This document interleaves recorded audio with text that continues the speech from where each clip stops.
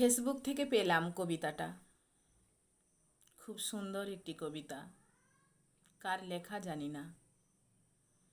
কবিতাটা আপনাদের একটু পড়ে শোনাই, দেখুন তো কেমন লাগে। কবিতার নাম পিতৃদিবস। আজকে নাকি পিতৃদিবস, শুনল সাহেব ছেলে। গাড়ি হাঁকিয়ে বৃদ্ধাশ্রমে ছুটল সাত সকালে। পৌঁছে ছোটে বাবার কেবিন, ছেলের ভীষণ তাড়া।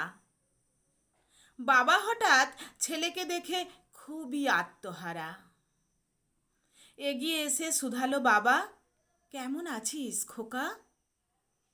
বৌমা নাতি কেউ আসেনি, তুই এসেছিস একা?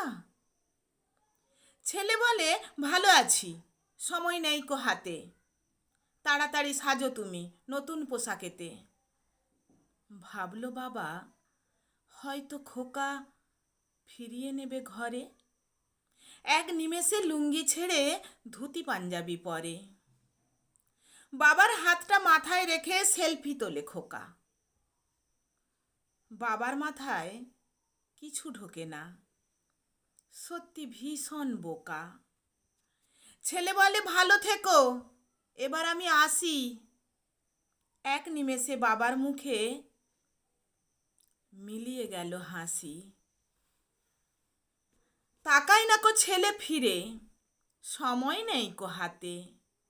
ছবিখানা ফেসবুকেতে হবে যে পোস্টাতে। লাইক কমেন্ট সারাটা দিন আসবে ক্রমে ক্রমে।